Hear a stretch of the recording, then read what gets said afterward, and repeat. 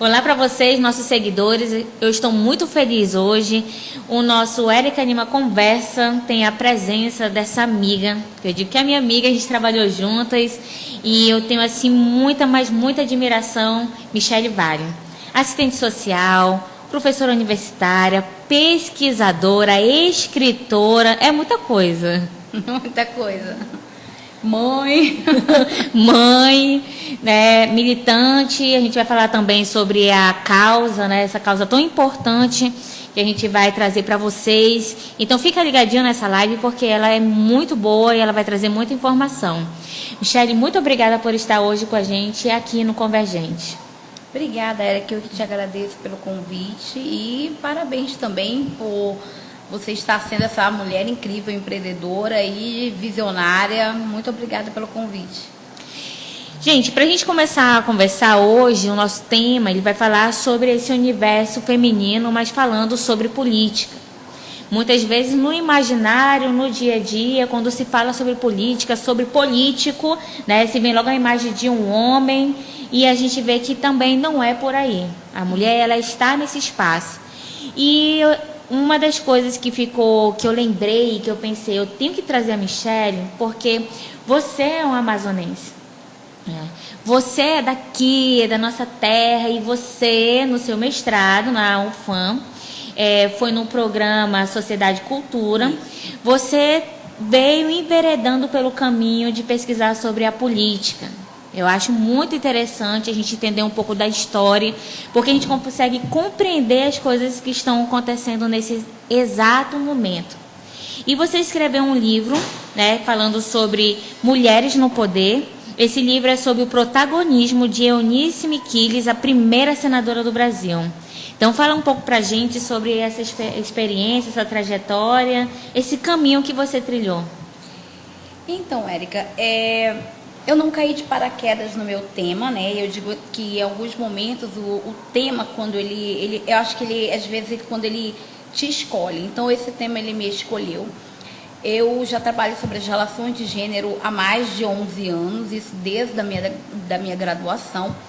Mas eu tenho uma experiência de vida que, desde os meus 7, 8 anos de idade, isso em década de 80, onde eu nasci e me criei dentro de um bairro da periferia e eu vivi dentro de movimento de mulheres. Poucas pessoas sabem disso, ninguém sabe disso, estou falando isso pela primeira vez. A minha tia foi um grande exemplo, ela é um grande exemplo para mim, porque mesmo uma mulher concursada, ela chegava do trabalho e ela ia se reunir com aquelas mulheres lá no bairro para pensar em como melhorar as condições de vida da população dali daquele local. E eu ia com ela durante as reuniões, aquelas mulheres donas de casa se encontravam à noite porque era o horário que podiam. Então, na década de 80, a gente tem toda a história de que os movimentos sociais começaram realmente a se desenvolver, até mesmo por conta de uma nova política, em prol de uma nova política, porque se estava saindo de uma ditadura militar, na década de 80 ainda. Então, era no momento aí que começava a se pensar também sobre essa questão da nova Constituição. Então, eu participei disso, olha que coisa interessante, eu participei exatamente de tudo isso quando eu tinha meus 8 anos de idade. Mas eu vivi muito dentro disso. Então, quando eu fui para o serviço social, eu também fui como uma escolha muito, muito bem pensada, porque eu me via enquanto assistente social, trabalhando exatamente com comunidade, com pessoas. Era exatamente isso que eu queria para a minha vida. Na questão do serviço social, foi quando eu desenvolvi sobre a questão das pesquisas relacionadas à questão de gênero. E no mestrado, foi bem interessante, porque em uma apresentação no Nordeste, que eu participei, na Universidade Federal de Recife, uma das coisas que me chamou foi impactante, porque todas aquelas pesquisadoras muito antigas me olharam e disseram: poxa, você fala sobre Eunice Miquiles nessas suas pesquisas, mas a gente não tem, a gente precisa de uma referência, o Brasil precisa de uma referência para a gente entender sobre a trajetória política dessa mulher. Porque só não basta entender que ela foi a primeira senadora do Brasil, tem algo por trás disso. Isso me despertou. Então, eu entrei no mestrado exatamente no ano seguinte com essa pesquisa. E toda a minha pesquisa foi algo muito interessante, porque eu quis falar a partir, uma política, né, de uma inserção feminina na política, a partir de Eunice Miquiles. Mas eu tinha consciência que eu estava falando de uma mulher branca, uma mulher evangélica e uma mulher esposa de político. Então, se você tem aqui referências X no momento da política que nós temos hoje, que pesa muito para uma mulher se eleger, entendeu? Não era negra, não era pobre, entendeu? Era uma mulher branca, evangélica, casada com um político de peso, de Maués, então isso era favorável a ela. Mas nem por isso ela deixou de sofrer todos os preconceitos que uma mulher, naquele momento, sofria. Então, imagina agora, se você parar para analisar uma mulher que não vem de uma família de políticos, e aí você teve essa experiência, uma mulher que não pôde contar com o apoio do partido político, porque a gente sabe que ainda tem esse problema do próprio partido político, as verbas que é direcionada, às vezes, de forma não igualitária, vai receber muito tempo depois, você não tem de onde tirar. Então, os relacionamentos, né? Das coisas que são discutidas, por exemplo, numa partida de futebol. Exatamente. Então, tem toda uma exclusão. E, assim, isso na década de 70, 80, isso era muito mais pesado. Apesar da gente ter isso hoje, Érica. Então, a minha ideia é exatamente isso. Falar um pouco dessa história desta mulher, né, com toda essa, eu digo assim, esses privilégios, porque a gente entende enquanto privilégios que ela tinha, né, que ela teve, mas que ela enfrentou muitos embates políticos, exatamente porque, mesmo ela sendo essa mulher com esses privilégios, ela sofreu muito preconceito dentro do Senado, porque uma mulher branca muito bonita e naquele momento divorciada, porque é um X da questão, né? Hoje nem tanto, mas naquela época uma mulher evangélica, ainda por cima divorciada, era um motivo, nossa, até uma questão de falta de respeito, né? Era muito cantada. Então, quando eu entrevistei Eunice Miquiles, ela me relatando tudo que sofreu, eu fiquei pensando, meu Deus, né? Que coisa mais... hoje, a gente até consegue se defender enquanto mulher divorciada. Mas naquela época, como é que se defende, né? Porque ela foi criada para ser conservadora. Ela nunca negou. Eu fui criada para casar, para ter filho e cuidar do marido, né? E ela reconhece todo o aparato de traição, vários filhos fora do casamento que ele teve, né? O Darcy Miquiles. Então, assim, eu comecei a pensar, eu quero falar sobre essa mulher, mas eu quero poder também pensar em outras mulheres. Então, aí eu não parei mais a minha pesquisa, né? E hoje eu já estou trabalhando e pesquisando sobre a questão da mulher na política, mas olhando com esse olhar interseccional, né? Sim. E eu acho que essa é uma responsabilidade que eu tenho. Não é uma questão só de pesquisa, mas é uma responsabilidade enquanto mulher que eu sou, porque eu sou mãe de uma criança PCD e eu entendo que quanto menos mulheres nós temos nos espaços políticos, nesses cargos de representatividade, menos nós conseguimos avançar com relação a direitos.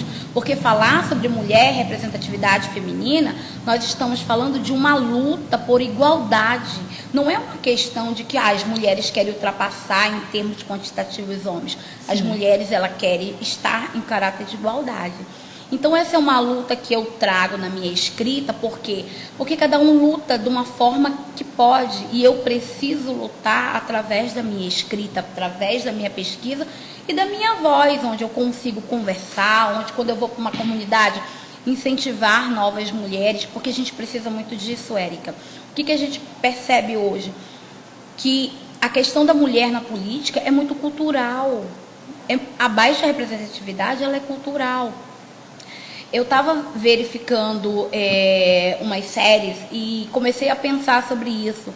Nos Estados Unidos, por exemplo, nas escolas secundaristas, eles trabalham o que eles chamam de simulado prático.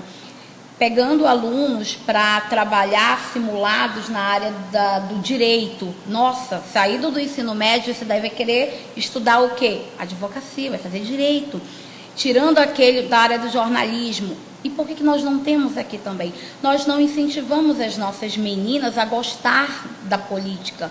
Porque nós fomos criadas a não gostar de política. Não, isso é coisa de homem, vai participar. Nossa, isso é coisa de homem. Às vezes o homem mesmo diz que não quer participar, é por isso que às vezes a gente sabe que a grande dificuldade que nós temos da nossa baixa representatividade está também porque os homens não reconhecem a nossa importância, as mulheres acabam que também não reconhecendo a nossa importância, porque aí vem aquele questionamento, Érica, se nós somos mais de 50% do eleitorado, por que nós somos nós temos essa baixa representatividade? Eu acho que eu dou até um adendo em relação a isso, porque as pessoas estão assistindo a gente, eu mando um abraço para todo mundo, e aproveita, envia para a tua lista de transmissão do WhatsApp, comenta aqui, e para quem estiver assistindo a gente, algum político, principalmente da Assembleia Legislativa do Estado do Amazonas, tem a Escola do Legislativo lá também, que é uma escola, né, que é voltada para os jovens, que é um trabalho que é realizado nas escolas estaduais. E eu acho que essa seria, por exemplo, uma pauta importante, interessante incluir nessas ações. Exatamente. Né? Você estava falando, eu fiquei impressionada e eu fui acompanhando aqui na minha linha de raciocínio, né? Então, assim, eu acredito que essa seja uma ação ativa, prática, que venha trazer resultado. E aí é onde eu vou entrar numa situação com você, e você vai terminando a sua linha de raciocínio, mas já para responder algo que me chamou a atenção, que eu já recebi muitas mulheres políticas aqui, né? E conversando com elas durante minha trajetória, também quando eu me candidatei, eu ouvia muito isso.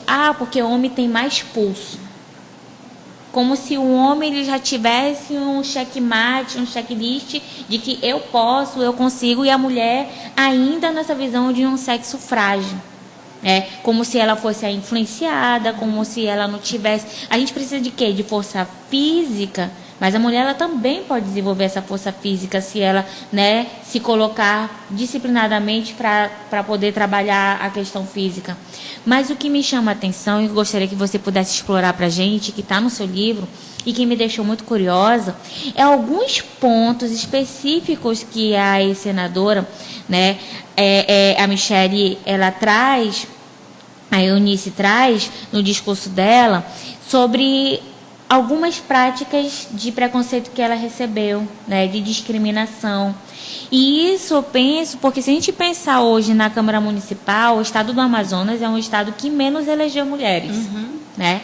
Aí a gente vai agora para a Assembleia. É contado nos dedos as mulheres que estão aí à frente, né, estão sentadas numa cadeira representando um papel tão importante que é o de deputada, né?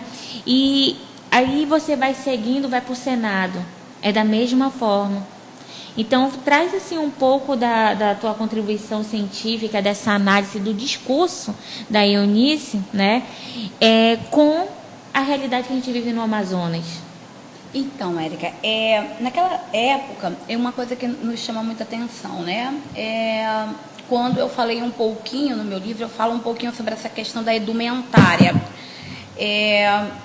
Ela me contou um fato que me chamou muita atenção, que está no meu livro. Que é a vestimenta. A questão da vestimenta. Ela tinha que se produzir todos os dias. Todos os dias. Então, a imprensa não dava importância para o que ela falava na tribuna. Mas se arrebentasse a sandália dela, era a manchete do dia.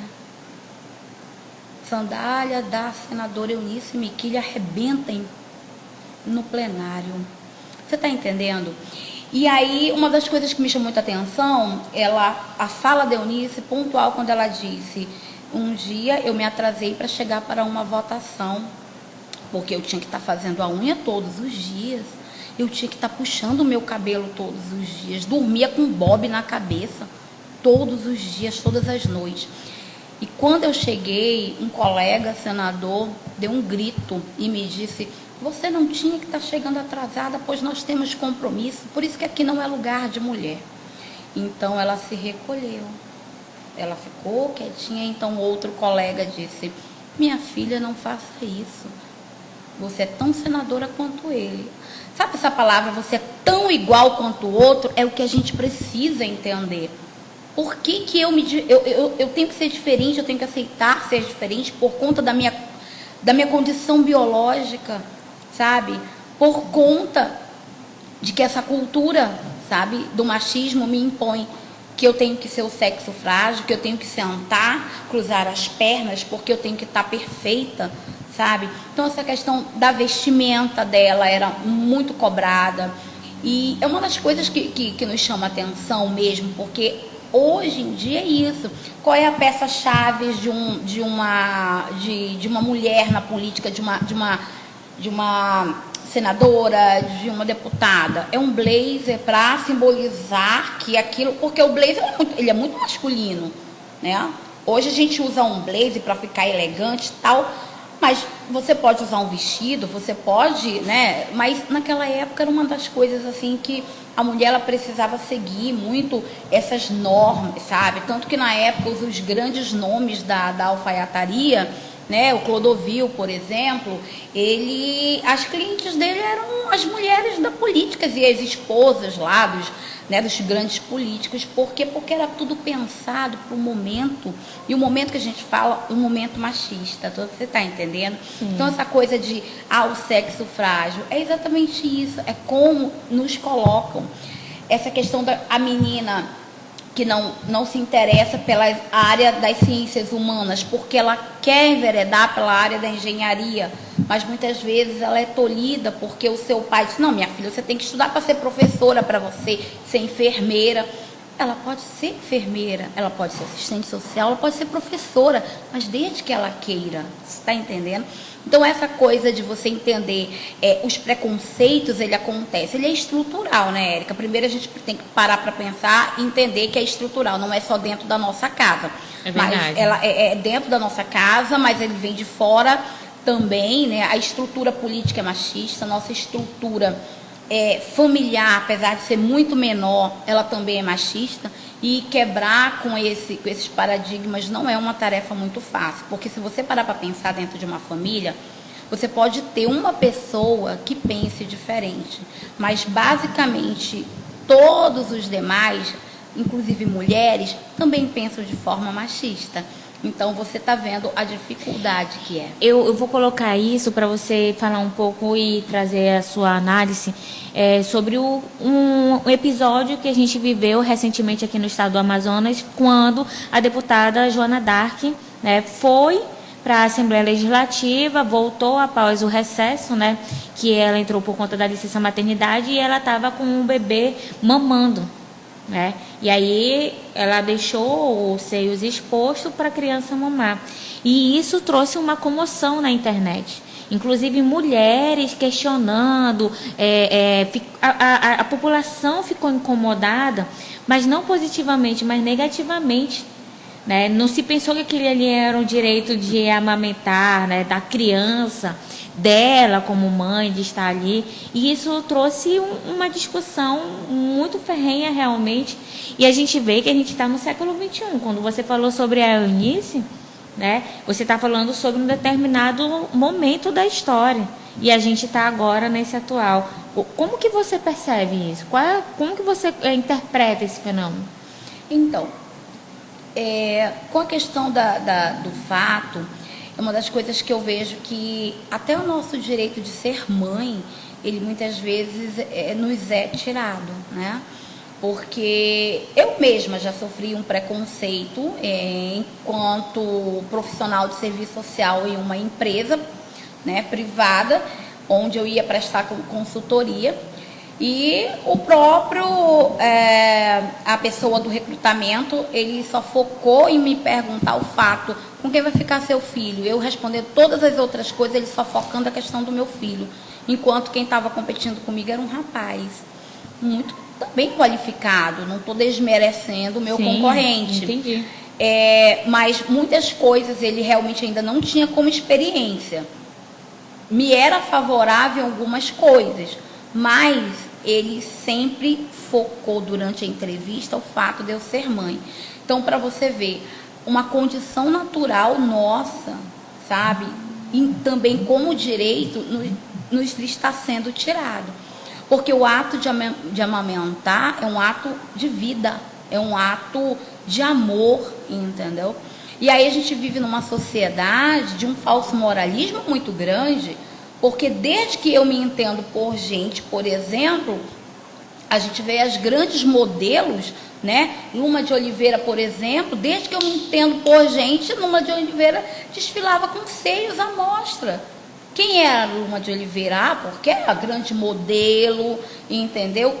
Não se ouvia tantas críticas, era bonito, é arte. No carnaval é arte mostrar os seios. E tudo bem, você está entendendo? Mas uma mãe amamentar não é uma questão de arte, é uma questão de direito que a criança tem, nós enquanto seres humanos. Então eu vejo que a gente precisa. Então, aí tem uma questão daquilo que você falou. Gerou, né, uma comoção no lado ao contrário. Maioria das mulheres, elas são assim. Infelizmente, é uma coisa que a gente precisa combater. Eu não sei, no meu ponto de vista, eu acho que a gente precisa criar mesmo esses meios de enfrentamento, eu acho que dentro das comunidades, principalmente dentro das escolas, com as nossas crianças. Porque essas mulheres de hoje que abrem a boca para acusar, para distorcer os fatos, defender coisas absurdas, elas foram criadas assim, elas estão reproduzindo isso para suas filhas. A gente precisa criar as nossas meninas, né, para o mundo. E o mundo não é um conto de fadas, de princesas, formado com coisinhas rosas. Não é assim. A gente precisa pensar do ponto de vista de que a vida é muito mais difícil para nós mulheres. Você pode ser uma mulher de sucesso, Érica, mas você ainda é mulher e a sociedade acaba lhe colocando ainda inferior a alguém que nem chegou no grande patamar só pelo fato dele ser homem. Como é que está essa situação? É porque a gente vive nesse é um preconceito estrutural, né? Vem de cima para baixo. Então a gente precisa começar a pensar nisso. O fato dela ser mulher, amamentar, e acontece de você amamentar, às vezes o outro seio ficar à mostra, não é às vezes porque você quer, não. Nós somos mães, amamentamos, é um ato que você nem pensa. Você não quer mostrar nada para ninguém. Para que alguém, uma deputada, vai querer mostrar os seios ali?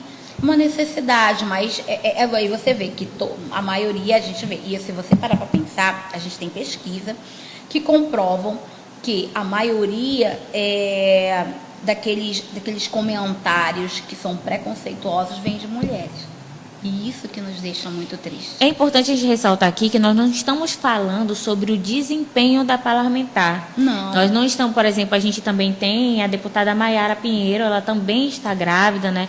Vai entrar, já não sei se já entrou de licença maternidade, e a gente garante aí a sobrevivência da humanidade. A gente que tem esse papel realmente de, né, gerar filhos aí. E nesse sentido, a gente não está discutindo sobre a questão do desempenho, nós estamos discutindo sobre aspectos relacionados à mulher, à pessoa da mulher. E para isso, eu queria que você falasse um pouco também sobre, dentro da tua pesquisa e com o tempo e a experiência que você tem, principalmente acompanhando alguns nomes que apareceram recentemente, nomes de mulheres que se colocaram disponível para pleitos, né, aqui no estado do Amazonas.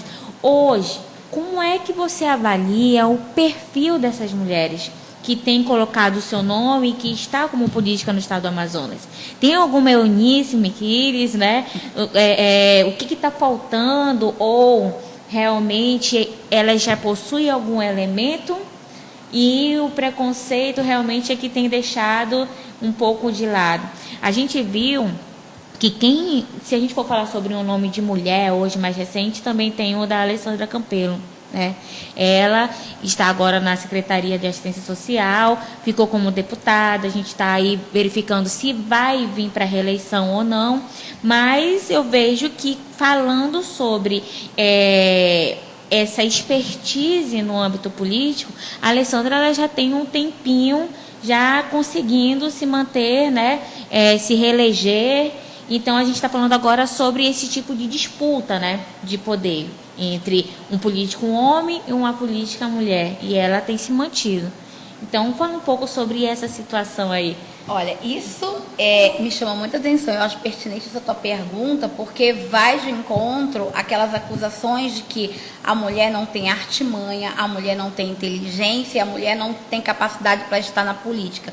Se nós temos mulheres que se permanecem na política, que conseguem administrar esse jogo político, então a gente já tem que repensar que mulher não é nada do sexo frágil. Porque se eu for pegar a história da Eunice, por que ela chegou ao Senado? Porque ela foi esperta, ela negociou com o próprio partido. Olha, eu vou entrar, vou conseguir voto para eleger o senador homem, mas em troca eu quero que invista na candidatura do meu filho, Humberto Miquiles. Essa história do livro vocês precisam ler. Quero que invista na candidatura do meu filho e eu quero a Secretaria de Assistência Social. Ela não foi tão tola, sabe? Essa coisa de dizer a mulher, ela tá ali... Não, mas ela não foi tão tola. Ah, você quer eleger o homem, você quer os meus votos, você quer os votos que eu vou levantar, eu quero a Secretaria de Assistência Social. Olha, a gente está falando em bastidores, né? Então, olha que coisa interessante. Então, as mulheres hoje, independente de partido político, porque essa não é a nossa intenção aqui, mas é para falar exatamente sobre essa expertise da mulher. Você está entendendo?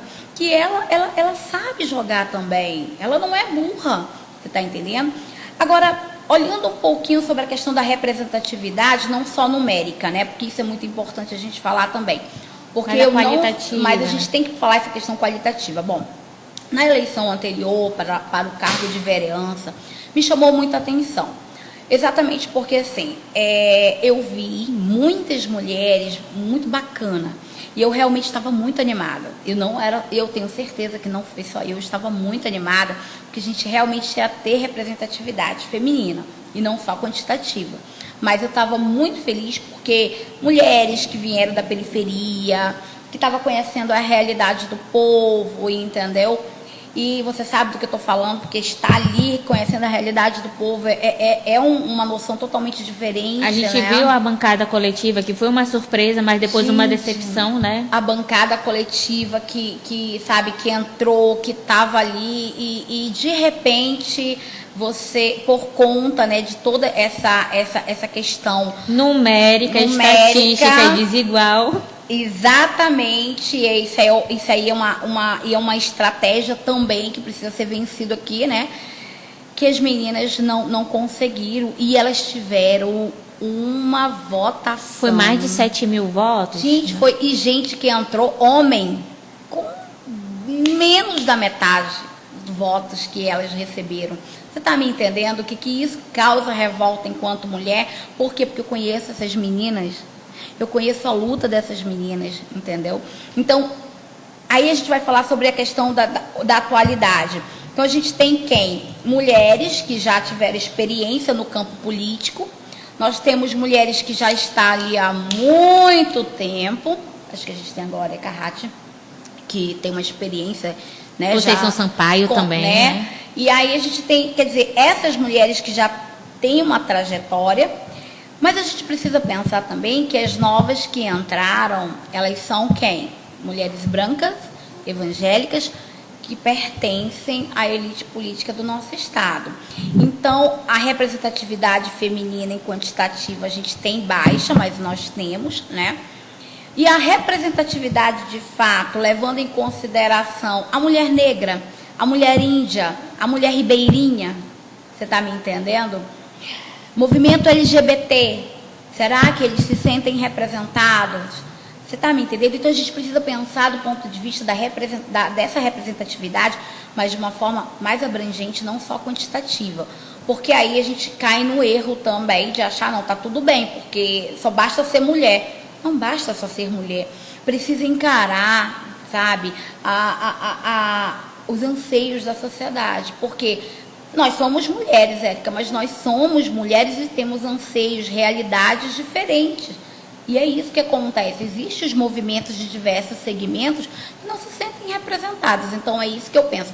A gente precisa vencer também, não só o quantitativo, mas a gente precisa vencer também de forma qualitativa, porque nós temos outros movimentos, mulheres com outros anseios e não se sentem representadas, principalmente na Câmara Municipal de Manaus. Eu acho também que essas mulheres têm que comprar seu livro. Né? Porque ali no livro você está trazendo, além de tudo, a sua análise crítica e a fala dessa trajetória da Eunice, né? E com isso eu acho que aprende um pouco mais, porque quando você entra para essa disputa desse cenário político, você pode ser que essas mulheres elas estejam entrando ainda com uma concepção sem entender a dimensão do que espera por elas. Nesse campo de relações de poder, né?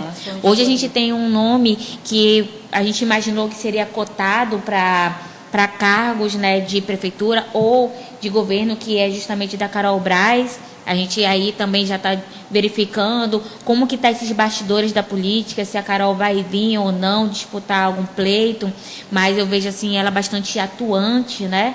Em busca de representar os objetivos que ela se propõe. Então a gente vê nomes aí que, como por exemplo da Conceição Sampaio, que veio e concorreu para um cargo de vice-prefeita, não veio, e eu vejo assim que a Conceição ela ainda tem uma aceitação muito grande, né? Ela ainda representa um carisma muito grande por parte da população de eleitores da nossa capital. Então, a gente vê que então muita coisa pode rolar aí, né? É verdade, né? Eu sempre digo que os bastidores da política escondem muitas coisas, né? A gente, por exemplo, a gente pensa que está tudo, nossa, né? Você presume alguma coisa, você acha que aquilo vai acontecer e naquele momento final não acontece. Mas, assim, a gente tem que acreditar, eu acho que a gente tem que fazer o nosso papel, né? A gente tem esse compromisso. Você, como formadora de opinião, você sabe que o seu compromisso, ele é muito sério, exatamente por isso, de levar informação. A gente que está na área da pesquisa, colher informação para poder transformar isso em ato científico e levar para a comunidade acadêmica científica para a gente gerar discussões, né? Eu estou com um projeto ainda muito, muito pequeno para trabalhar assim, uma escrita voltada também para a questão das mulheres, né, nesse olhar da interseccionalidade. E a minha ideia é entrevistar exatamente as candidatas ao cargo de vereança, porque eu quero ouvir, e quando eu falo vocês, inclusive você vai ser um sujeito dessa pesquisa. Olha só, já aceito. Porque eu quero saber exatamente, sabe, como vocês vivenciaram isso. Porque uma escrita real, ela parte do pressuposto da fala do sujeito. Não adianta eu trazer milhões de coisas se eu não ir até o sujeito, porque eu preciso dar voz a esse sujeito. É aquilo que eu sempre defendo, né? Eu sempre uso os estudos do subalterno para me dar essa sustentação teórica, né? Eu preciso dar vez e voz ao meu sujeito. Então, o meu sonho é esse, de poder escrever o meu próximo livro voltado na fala de vocês que se candidataram ao cargo de vereança e entender um pouquinho desse jogo político, mas da fala de vocês. Por que é interessante? Porque a gente precisa levar essa experiência para outras mulheres. Aquilo que você falou, está se candidatando e não sabe como as coisas funcionam. Então, quem é que pode ajudar essas pessoas? Quem passou por isso.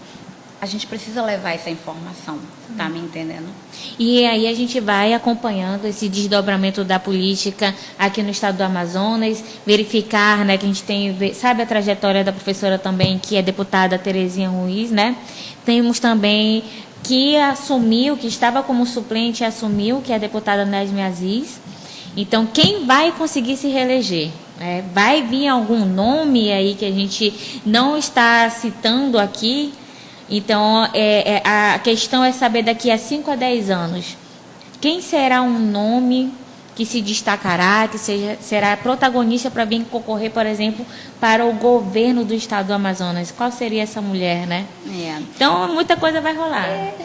Eu realmente torço muito para que as coisas, né, aconteçam de uma Será forma que isso vai justa, acontecer, né? na verdade, né? Pois é, a gente fica sempre esperando. Você falou da doutora Carol, e eu sou suspeita para falar, porque eu tenho um carinho enorme por ela, né? Eu tenho um carinho e um respeito muito grande por ela. E eu realmente fiquei muito triste quando eu soube que ela realmente ela saiu daquela disputa.